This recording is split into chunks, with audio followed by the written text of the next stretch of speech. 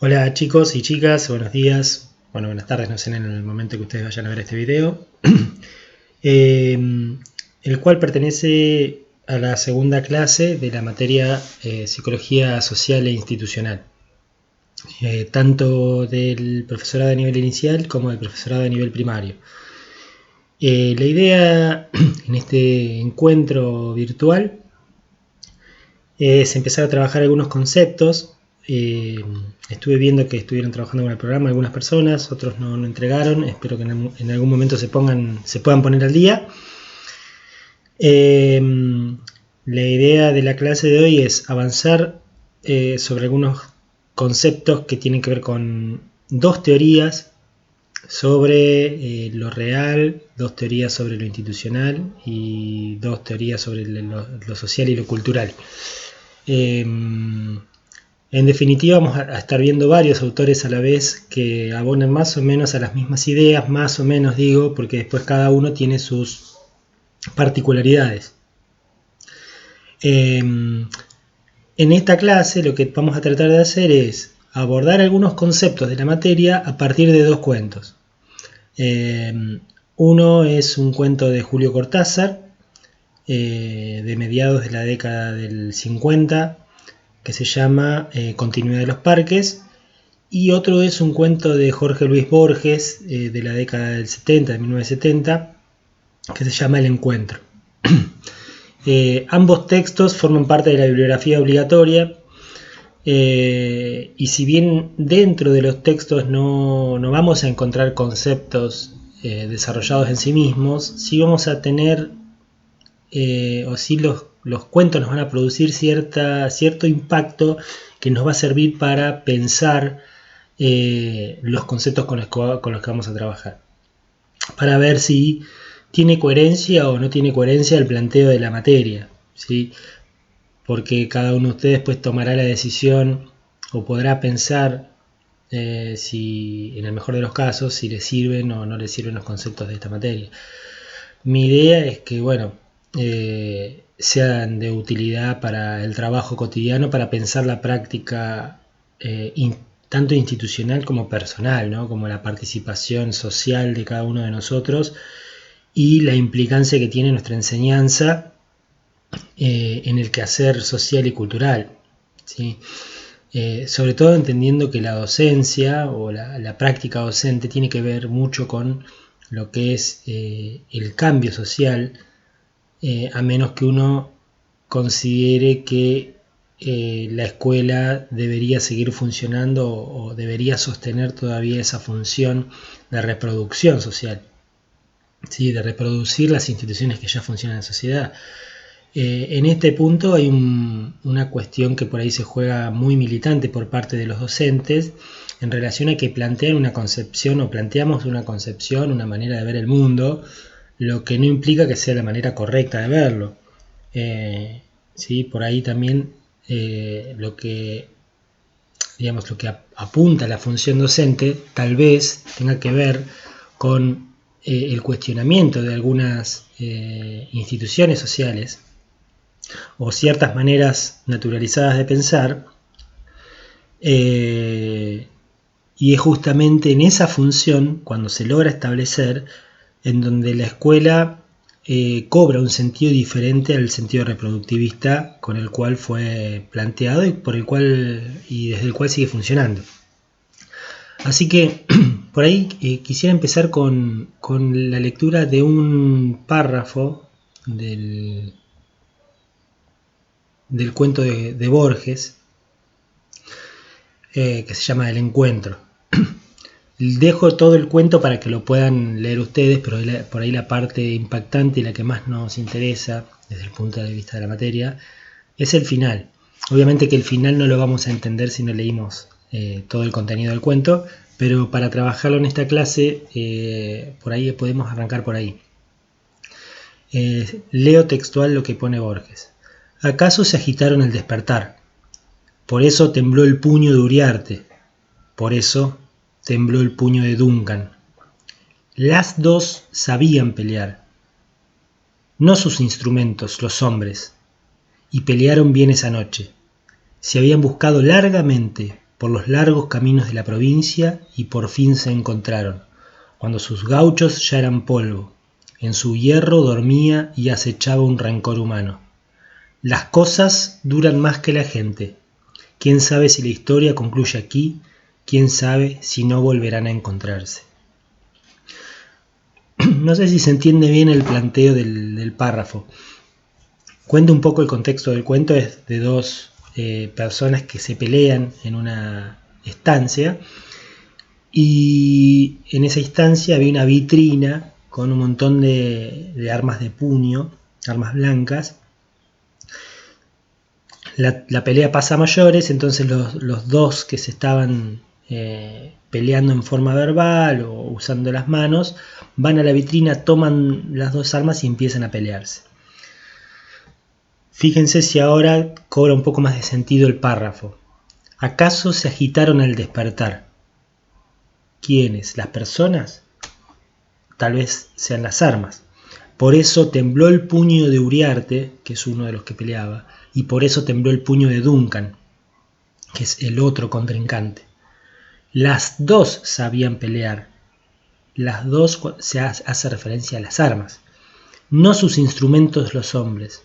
Los instrumentos de las armas, en este caso somos los hombres, o fueron los personajes de esta historia, para encontrarse y pelearse. Las dos sabían pelear, no sus instrumentos los hombres, y pelearon bien esa noche.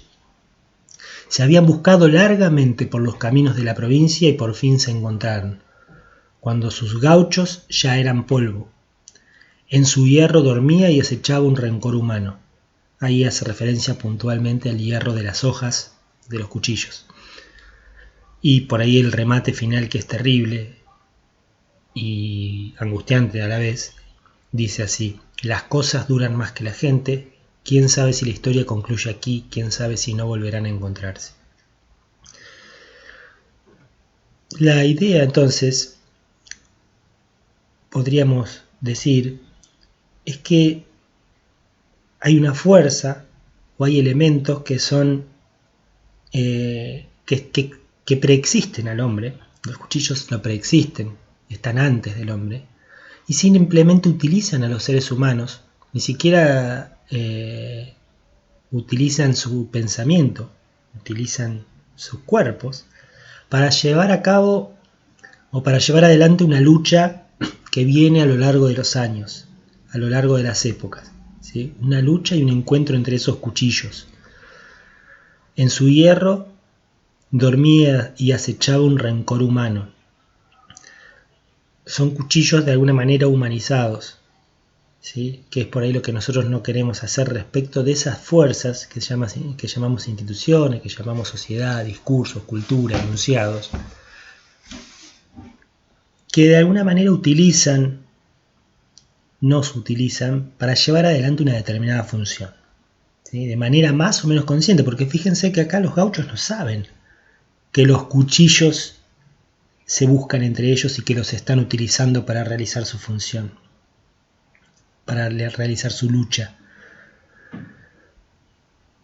El planteo por ahí de la materia viene también por este lado, en el sentido de que valdría preguntarnos,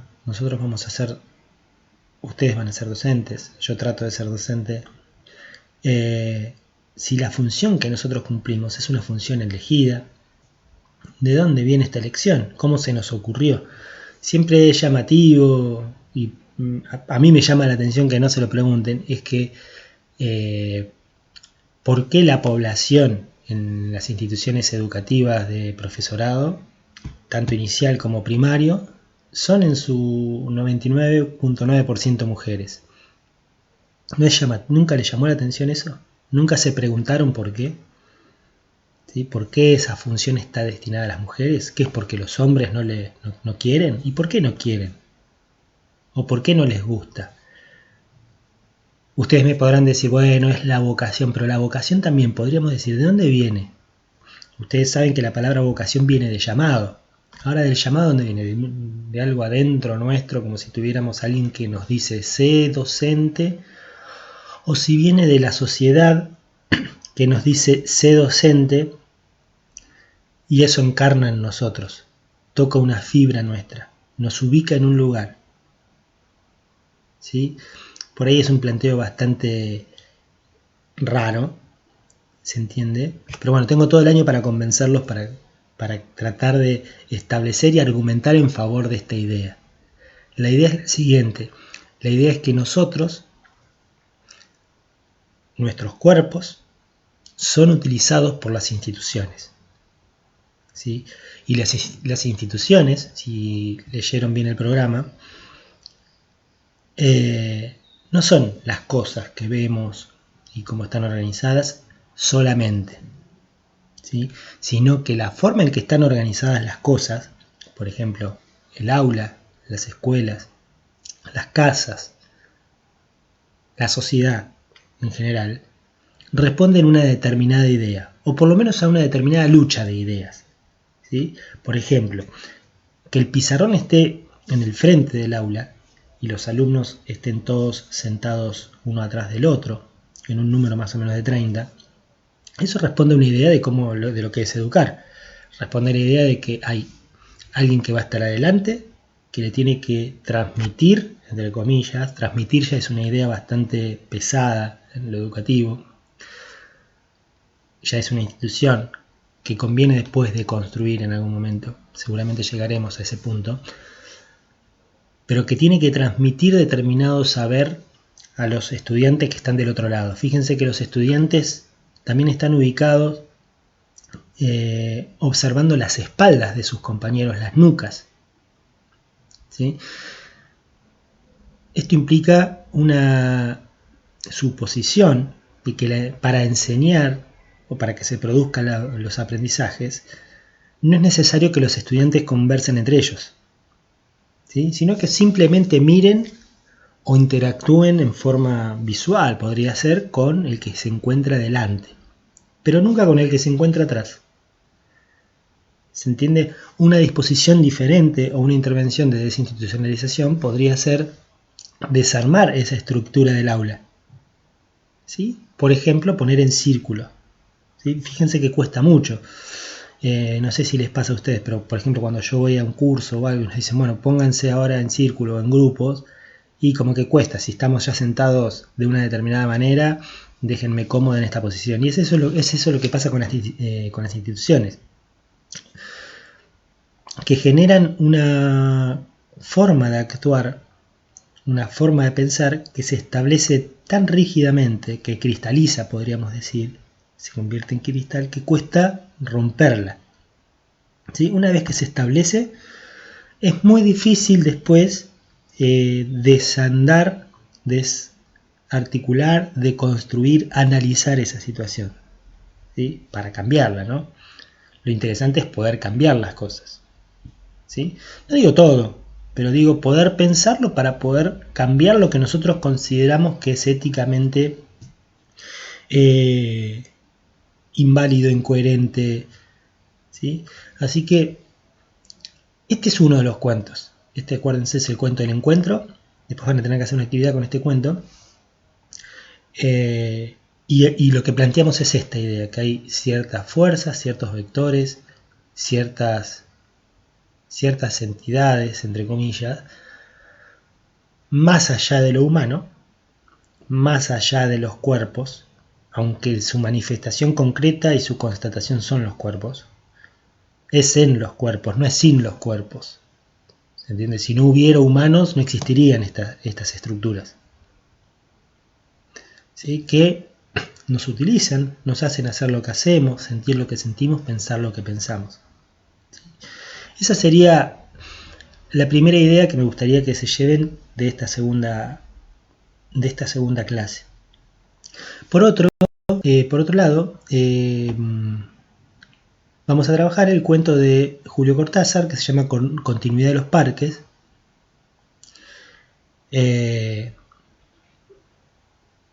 Un cuento muy interesante. Voy a leer 2 o 3 frases del principio del cuento y 2 o 3 frases del final. Son 2 cuentos cortos, el de Borges, tanto el de Borges como el de Cortázar. El de Cortázar es 2 carillas y el de Borges también. Bien, leo los primeros 2 o 3 renglones. Cito. Había empezado a leer la novela unos días antes. La abandonó por negocios urgentes, volvió a abrirla cuando regresaba en tren a la finca. Se dejaba interesar lentamente por la trama, por el dibujo de los personajes.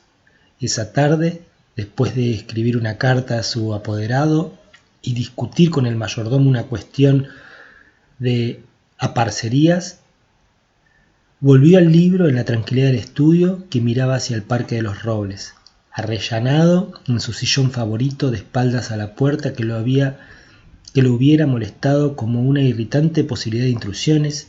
Dejó que su mano izquierda acariciara una y otra vez el terciopelo verde y se puso a leer los últimos capítulos. ¿Sí? Hasta ahí se podría decir un cuento tranquilo, normal. Una persona, un tipo que se pone, va a su finca, se pone a leer un cuento, se deja llevar como en una somnolencia, como una ensoñación, entrando en los personajes del cuento, sentado en su sillón favorito de espaldas a la puerta, y dejó que su mano izquierda acariciara una y otra vez el terciopelo verde y se puso a leer los últimos capítulos. ¿Sí? Ahí leí los primeros 5 o 6 renglones. Me voy al final del cuento, que dice así. Desde la sangre golpeando en sus oídos le llegaban las palabras de la mujer. Primero una sala azul, después una galería, una escalera alfombrada. En lo alto 2 puertas. Nadie en la primera habitación, nadie en la segunda. La puerta del salón y entonces el puñal en la mano. La luz de los ventanales, el alto respaldo del sillón de terciopelo verde, la cabeza del hombre en el sillón leyendo la novela. Fin. Ahí termina el cuento. La pregunta es esta. La última parte, ¿a ustedes qué les parece? ¿Qué les parece? ¿Forma parte de la novela o del cuento en general que plantea Cortázar? ¿O es en realidad un fragmento del cuento que está leyendo el señor sentado en su sillón de terciopelo verde, el cual acariciaba con su mano? ¿Sí? Lo que plantea este cuento, si ustedes lo leen con detalle, es una sensación rara de extrañeza que uno no sabe en qué momento sucede, en donde no se sabe si el personaje que está siendo relatado por Cortázar como aquel que lleva adelante la acción de leer el cuento o de leer la novela, después no termina convirtiéndose él en una novela, en un personaje más de la novela, el cual aparentemente va a ser asesinado. ¿Sí? Si ustedes pueden detectar este punto del cuento, sería buenísimo, porque es un ejercicio o es un recurso que utiliza Cortázar y que de alguna manera genera esta sensación rara de rareza. ¿Qué tiene que ver esto con la materia? Acuérdense que lo que nosotros tratamos de hacer es buscar algunas categorías que a nosotros nos sirvan para trabajar. Esto quiere decir buscar algunas formas de pensar las cosas que nos sirvan y no quedarnos anclados en formas de pensar que ya están preestablecidas. ¿Sí? Fíjense que lo que plantea el cuento, de alguna manera, es un cuestionamiento, podríamos entenderlo desde muchos lugares, pero esta sensación de extrañamiento que nos genera es por la rareza de pensar que uno está entre 2 lugares, que no hay adentro y afuera, que uno se la juega entre el adentro y el afuera. Y tal vez la actividad de los docentes, de los educadores, tengan que ver con eso. Digamos, tal vez trabajemos en una zona intermedia en donde no podamos diferenciar qué es el adentro y qué es el afuera. Creo que lo planteábamos la otra vez. Si un alumno no aprende, ¿de quién? ¿Por qué no aprende? ¿De quién es la responsabilidad, entre comillas? ¿Del docente, que no genera las estrategias adecuadas para que el alumno aprenda, o del alumno que no quiere aprender y que no tiene la capacidad de aprender? Ustedes me dirán, bueno, depende del caso. tal vez digamos, esa sería la respuesta del sentido común. Tal vez existe una zona intermedia en donde se conjuguen los dos elementos, ¿sí? Y en donde puedan comulgar los dos elementos. ¿Se entiende? Tal vez exista una zona intermedia donde adentro y afuera no tenga sentido hablar. ¿Entiende? Donde es culpa del otro o es culpa mía. Tal vez en la función docente eso no nos sirva para seguir trabajando. Por ahí tal vez nos sirva a trabajar en la modificación de algunas condiciones para que ese intermedio se modifique y produzca un cambio. ¿Se entiende? Y a veces los cambios que uno tiene que establecer no son solamente, por ejemplo, de las estrategias de enseñanza, ¿sí? Sino de las condiciones contextuales de repetición de una determinada dinámica que se viene repitiendo y repitiendo y repitiendo y repitiendo. Capaz que es mucho, mucha información para el principio. Si pueden, para la semana que viene, que les voy a cargar el video de la clase 3, me gustaría, si pueden empezar a leer o el texto de Pierre Bourdieu, la clase inaugural de Sociología y Cultura, que está cargada con toda la bibliografía, o el texto de Gilles Deleuze, que es la clase 1 sobre Foucault, que se llama Ver y Hablar. El que quiera lee Sociología y Cultura, y el que quiera lee El Saber de Gilles Deleuze. ¿Por qué digo estos dos? Porque vamos a empezar a trabajar con los dos textos, ver qué conceptos hay adentro. Seguramente vamos a citar algunos de los párrafos del texto para desmenuzarlos y hacer una especie de tertulia literaria, como me enseñó Ana Di Santo, perdón. Porque nos va a permitir desmenuzar el texto y entender por ahí puntualmente qué significa cada una de las frases. Así que con los dos cuentos de hoy me gustaría que yo se los voy a colgar para que los tengan disponibles y vamos a hacer una pequeña actividad para que después lo podamos seguir trabajando y no queden en el olvido, ¿no? Así que bueno, les mando un abrazo grande y bueno, a seguir trabajando y a encontrarnos por este medio que por suerte en nuestros días cada vez se hace más común. Un abrazo grande.